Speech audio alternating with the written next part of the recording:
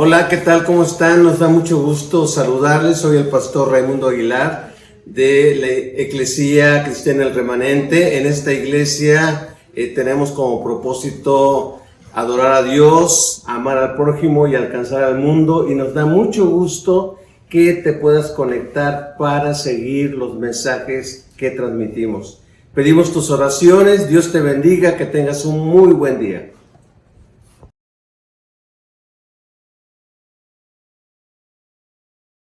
Amén. Me gustaría que pudieran tener sus Biblias abiertas o sus teléfonos o sus tablets o lo que tengan en el Salmo 150. Salmo 150. Y yo quiero introducirme con las siguientes palabras que van a aparecer en su pantalla. Un error que muchos cristianos cometen es adorar a Dios sin conocerlo, sin saber muchas de las cosas que Él ha hecho o quién es Él. Hemos estado enfatizando en este mes, que en muchos lugares se le conoce como el mes de la Biblia, que la Biblia es la palabra de Dios y que el propósito por la que Él nos la dio es para que lo alabemos. ¿Qué tanto lo conocemos? Esa será la medida de la riqueza de nuestra alabanza. ¿Qué tanto conocemos a Dios? Y quiero que piensen en lo siguiente. No estoy hablando de no cristianos, estoy hablando de cristianos, porque esto es algo que nos debe de alarmar. Cristianos que no conocemos a Dios como Él quiere que lo conozcamos. Y estaba yo leyendo, y ya Toño decía esto, la Biblia tiene 150 salmos. La gran mayoría fueron escritos por David. Se divide en 5 libros, 5 grandes libros, los 150 salmos. Y prácticamente el primer libro, que son los primeros 41 salmos, son dominados por David. David los escribió. Sin embargo, pasamos al segundo libro, pasamos al tercer libro, al cuarto libro, al quinto libro, y en cada uno de ellos hay salmos de David. Ahora, ¿por qué menciono esto? Porque, por un lado, no todos los salmos son de David. Hay muchos otros escritores que escribieron, escritores humanos que escribieron los salmos. Pero quiero tomar a David como ejemplo de una persona que conocía a Dios, una persona que tenía una relación estrecha con Dios. Sin embargo, eso no quita que tuviera errores, que tuviera equivocaciones.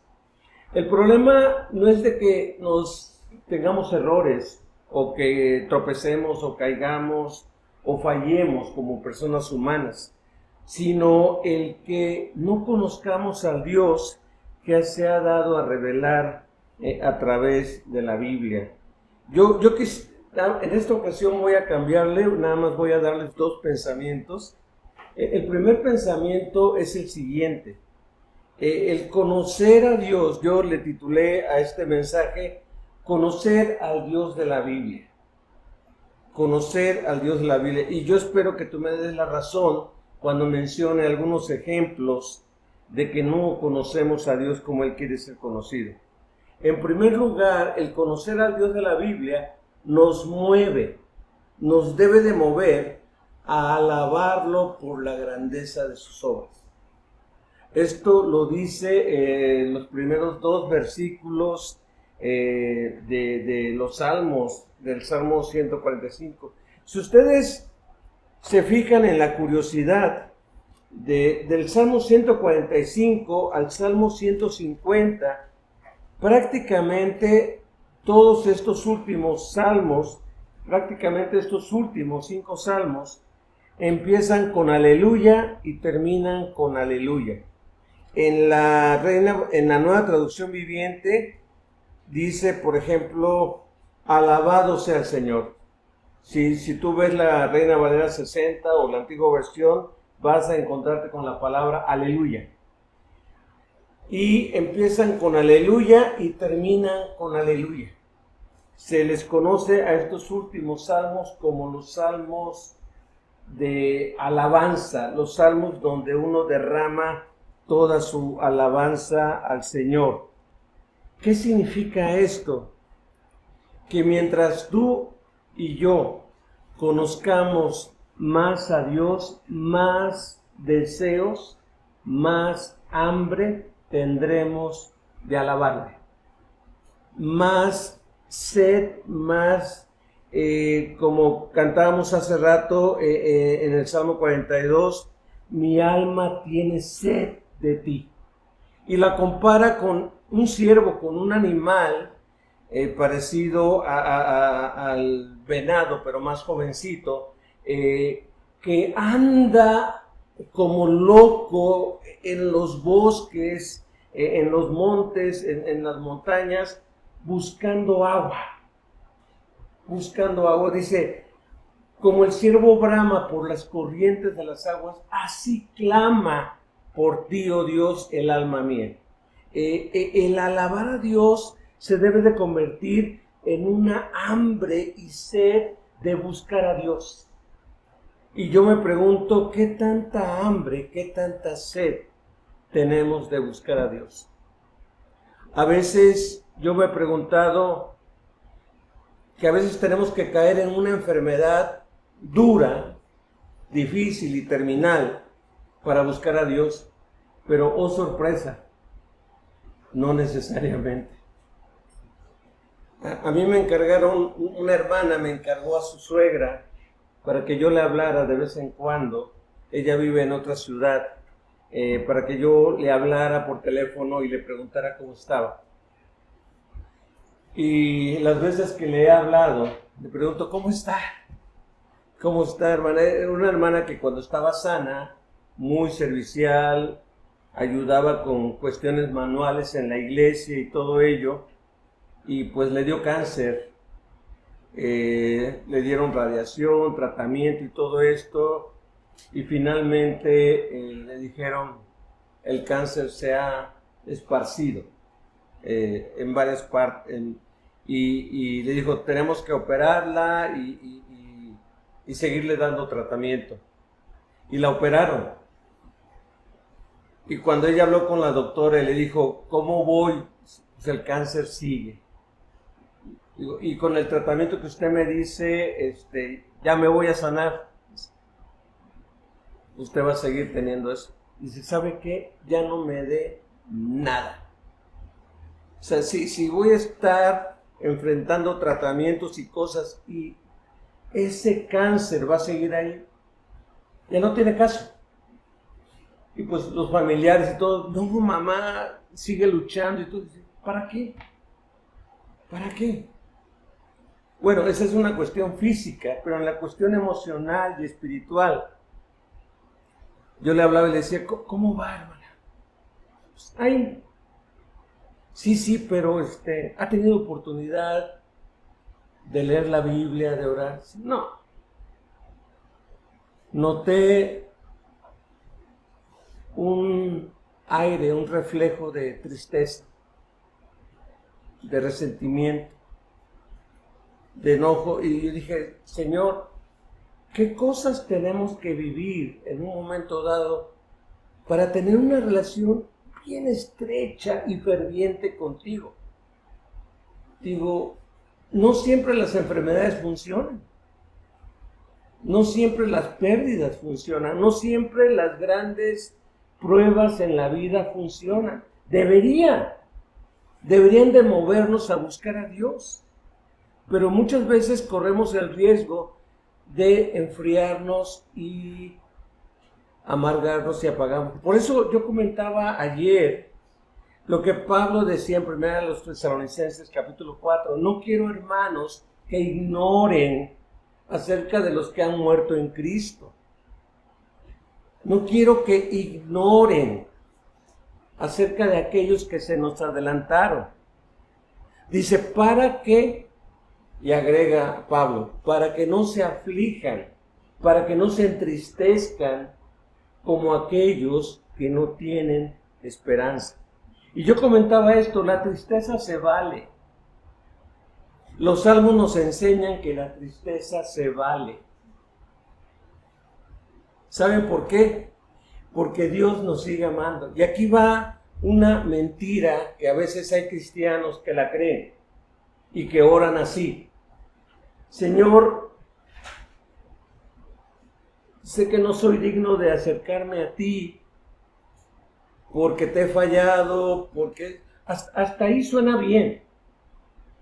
Pero ya uno está con Dios y dice, Señor, sigo siendo indigno. Y seguramente tú no me vas a escuchar. Eso es una mentira. Eso es una mentira.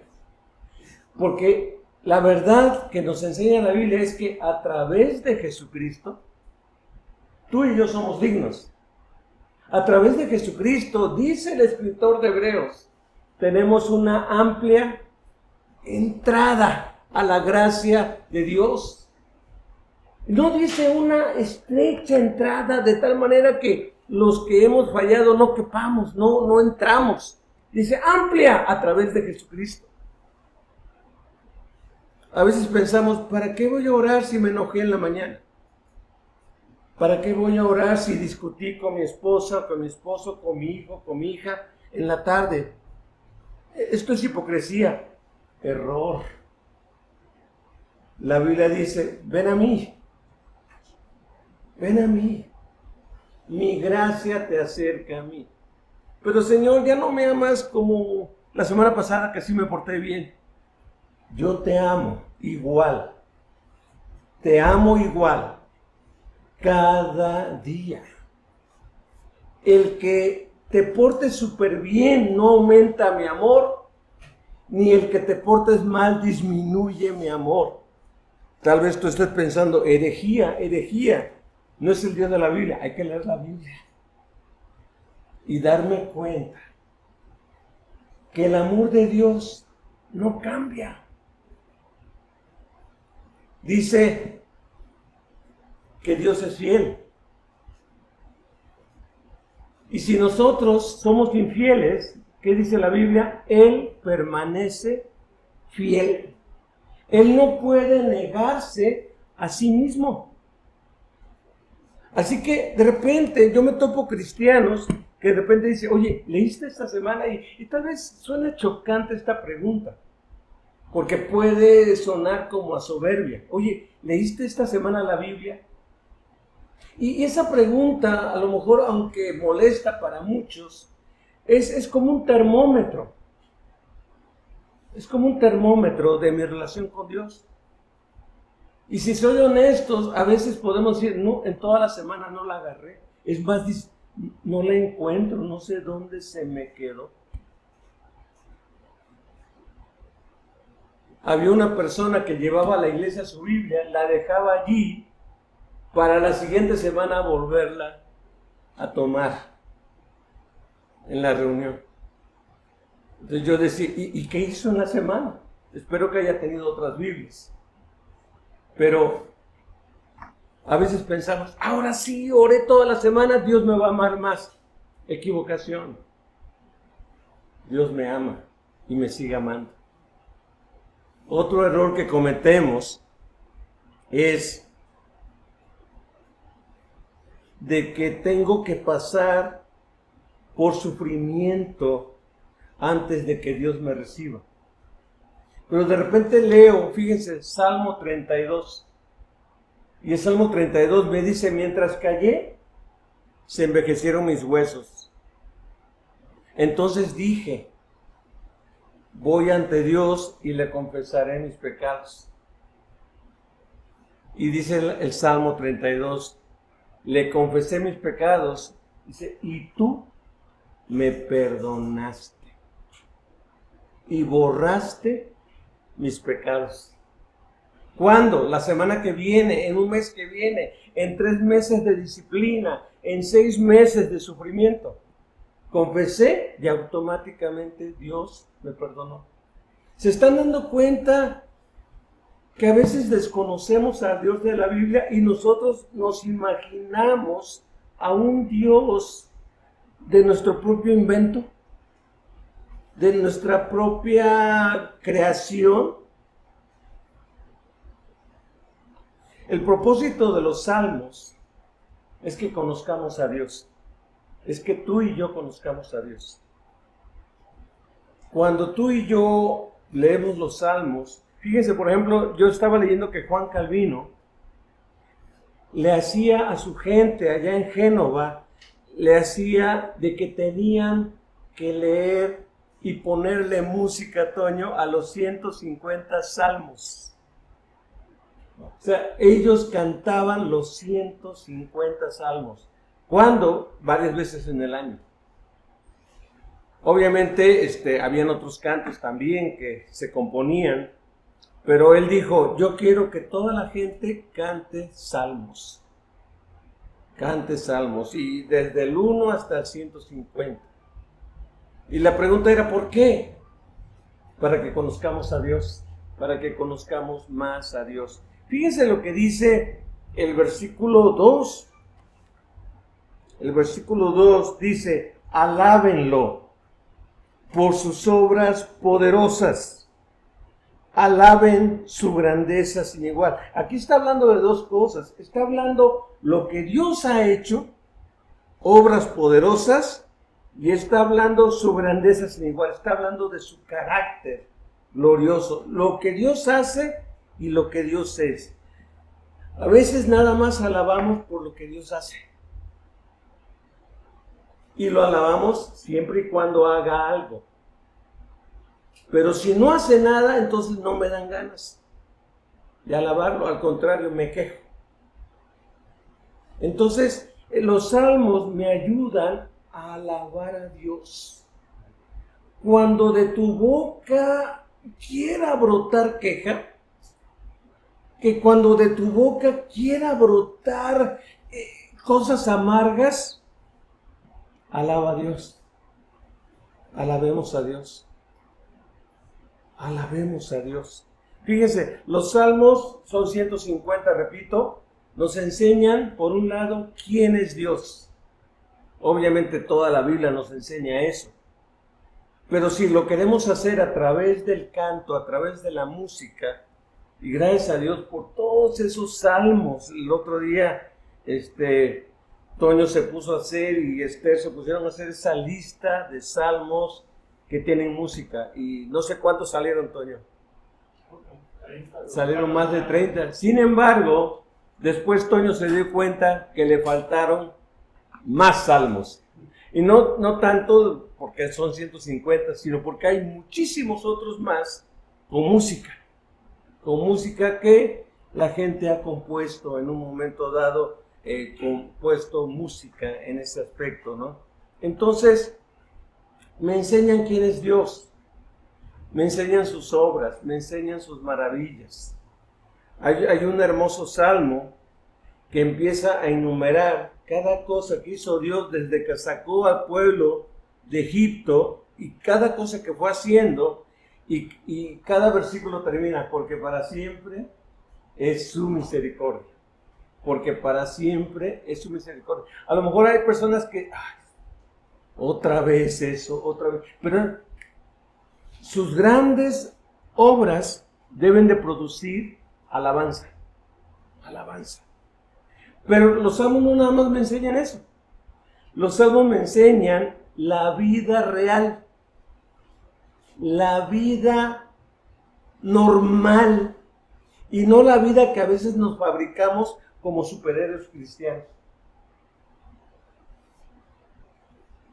A veces mi nieta de repente dice, I am superhero, soy una superhéroe, y empieza a correr y empieza a hacer cosas. A veces como cristianos nos creemos superhéroes y estamos enojados y decimos, no, Dios no me va a aceptar enojado. Dios aceptó escritores en los salmos que estaban enojados y lo escribieron. Dios aceptó hombres desesperados que escribieron salmos. Salmo 42, otra vez. El Salmo 42 dice, mi alma tiene sed y lloro. Fueron mis lágrimas mi pan de día y de noche. ¿Por qué negar sentimientos, emociones, situaciones cuando me siento despedazado? Dios me dice, yo sigo siendo tu Dios. Te sientas enojado, te sientas deprimido, te sientas decepcionado, te sientas molesto, yo sigo siendo tu Dios. Hay un salmo que dice, aunque mi padre y mi madre me dejaren, ¿qué dice? Con todo, tú me recogerás. No hay peor sensación en el ser humano que abandono, que soledad, que estar aislado. El Dios de la vida nos dice, conmigo nunca vas a estar aislado. Yo estoy contigo. Así que leamos los salmos y cantemos los salmos. En segundo lugar y último, el conocer al Dios de la Biblia me mueve a alabarlo por disfrutar la vida que nos regala. Es muy interesante la lista de instrumentos que se menciona en este salmo para que los hagamos sonar y alabar al Señor. Yo no sé, todos juntos, esos instrumentos, ese estruendo, alabando al Señor. Me quiero imaginar esos coros, esos grupos que formaba David, formaban diferentes personas y lo hacían sonar con gozo al Señor. Una vez me lo quise imaginar, y perdón por la herejía, pero escuchando Sgt. Pepper, el sargento Pimienta de los Beatles. En una de las últimas canciones, hay una canción que se llama A Day in the Life. Es una canción de John Lennon, donde también entra Paul McCartney de allí, pero pidieron que una orquesta de instrumentos la acompañara. Y Paul, sin saber de música, porque nada más era lírico, se puso a dirigir la orquesta. Un montón de instrumentos. Y lo único que dijo es, tóquenlos de menor a crescendo, de menor a mayor, hasta que lleguen a la nota más alta. Y los músicos se quedaron así, los músicos estudiosos de la música. Pero eso va a ser una cacofonía, va a ser cacofonía, no, aunque se escucha raro y feo, un poco feo, es una mezcla de sonidos, muchas veces sin sentido. Y si tú no aguantas ese ruido, empieza hasta que explota. En el interludio de la melodía y al final termina así la pieza. Bueno, yo dije, ¿qué estruendo es eso? Pero pasándolo a la Biblia, yo me imaginaba todos esos instrumentos dándole gloria a Dios, no como ruidos raros, sino como sonidos expresando la grandeza, la gloria, la majestad de Dios. Pero también dice, si no sabes tocar ningún instrumento, el Salmo concluye, todo lo que respira. Yo por eso escogí estas tres figuritas. Los pajaritos respiran y ellos alaban a Dios. Las plantas respiran, por eso alaban a Dios. Y el ser humano respira. Debemos alabar y glorificar el nombre del Señor. No se vale. No se vale porque no te sientas bien. No se vale porque no tengas ganas. No se vale que porque estás cansado o no quieras que no alabemos a Dios.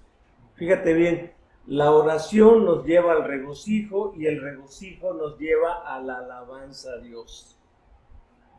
Y déjenme decirles para aquellos que se cansan y aquellos que muchas veces tuvieron una semana o un día difícil y les toca venir a alabar al Señor. Yo he experimentado, y no nada más yo, he escuchado a personas que me han dicho, yo venía molido, venía muerto, cansado. Empecé a alabar a Dios, empecé a glorificar a Dios y Dios me dio nuevas fuerzas. Pues, porque así es Dios. Puedes llegar aplastado, puedes llegar molido, puedes llegar despedazado, puedes llegar roto ante la presencia de Dios y la alabanza te restaura, nos restaura. Mi anhelo como pastor es de que tú tengas un correcto conocimiento de Dios, para que no pierdas ninguna oportunidad de alabarle, de glorificarle, de exaltarle, y para que conociéndote como roto, como despedazado, como muchas veces golpeado por la vida y por los problemas, nada te detenga para alabar y glorificar el nombre del Señor. Tal vez tú pienses, bueno, pero es que no sabe lo que he vivido en esta última semana o en este último mes. No lo sé. Y tal vez tengas 1000 motivos para decir, no tengo ganas, ni de leer la Biblia, ni de orar, ni de alabar al Señor. Mi respuesta para ti es, conoce a Dios de la Biblia y reconoce que sin importar cómo te encuentres, si tú pones en tu corazón alabarle, Él va a recibir tu alabanza, pero no nada más la va a recibir, va a trabajar en tu corazón. Golpeado, roto, mayugado o magullado, dolido, Dios va a trabajar en tu corazón. Quiero concluir con lo siguiente. La alabanza y la oración deben ser respuestas que necesitamos desarrollar en cuanto a nuestra relación con Dios. Mientras más alabemos y oremos, tengamos la seguridad de que nuestras vidas se enfocarán de manera correcta en el Señor. Pero tiene que salir esto, oración y alabanza. El estudiar y reflexionar en la palabra nos llevará a orar. Nos llevará a orar. Cada cosa que yo aprenda de la palabra me debe de llevar a orar. Me debe de llevar a pedirle a Dios su ayuda, a pedirle a Dios su fortaleza. Y si oramos de verdad, esto nos llevará a la alabanza. Estos salmos terminan con aleluya. Aleluya. Alabemos al Señor. La vida no es fácil. Las circunstancias no son del todo agradables. A veces parece que todo se viene para abajo. Pero el que sigue de pie, el que sigue en su trono, el que sigue gobernando las cosas es Dios. Y por lo tanto Él merece toda nuestra alabanza, toda nuestra adoración. Vamos a orar. Vamos a orar.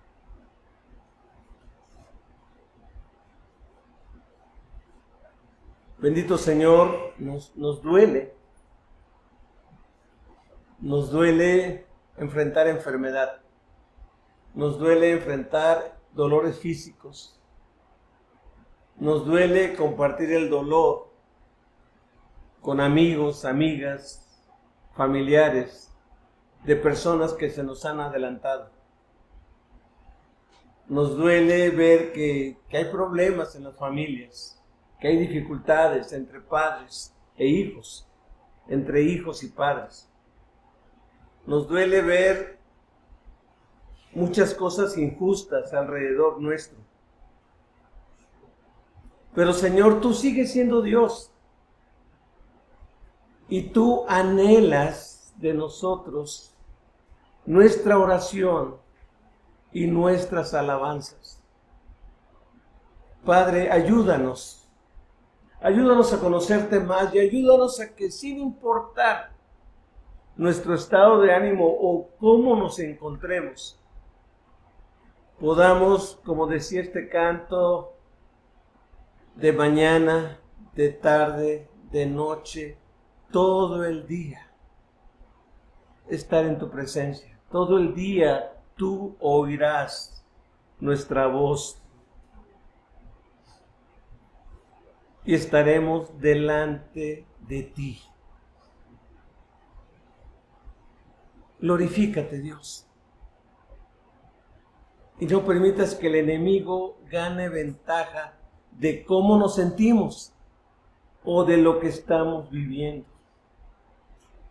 Tú pacientemente estás trabajando en cada corazón roto, en cada vida destrozada. Tú estás juntando los pedazos. Tú estás en medio de las cicatrices valorando nuestras vidas, que somos importantes para ti, que somos valiosos para ti y que nada ni nadie nos podrá apartar de tu divino amor que es en Cristo Jesús, Señor nuestro. Gracias, gracias Señor por tu palabra. En el nombre de Jesucristo te seguimos alabando y bendiciendo. Amén.